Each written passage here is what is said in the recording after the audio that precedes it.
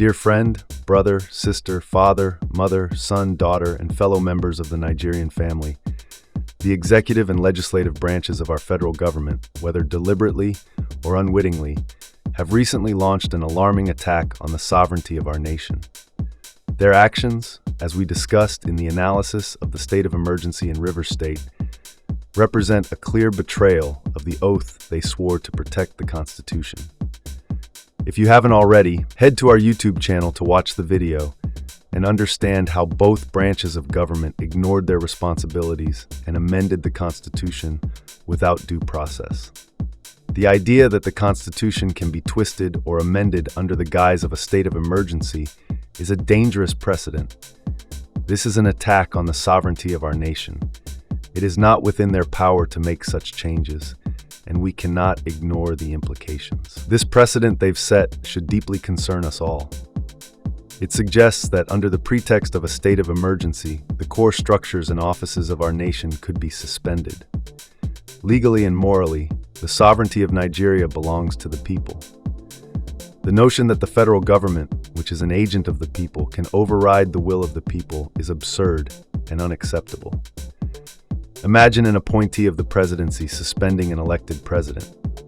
Without mincing words, both branches of government are veering dangerously off course.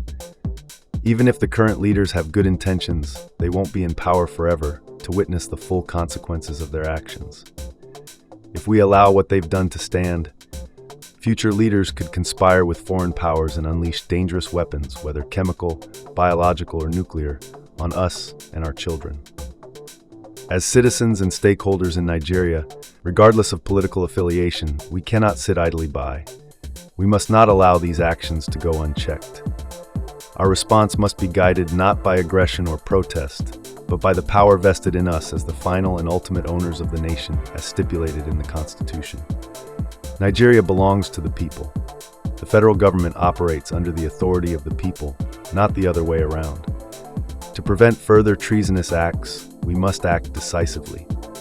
We must unite as one and demand, through a legal suit, that the entire federal government respects the Constitution.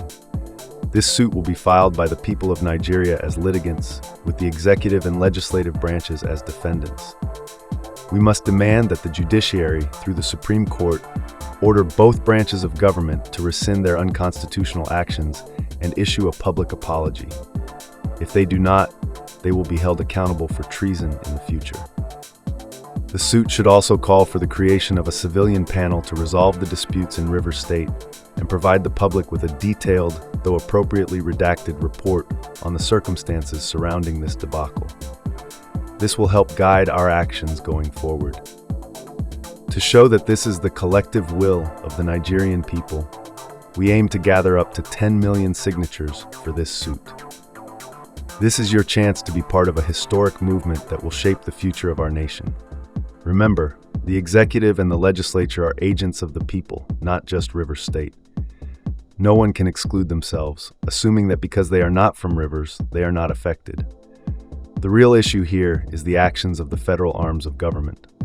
To learn more about the details of the suit and how you can participate, visit www.civilrevo.org/neat. Share this message widely. This is an urgent matter. Thank you.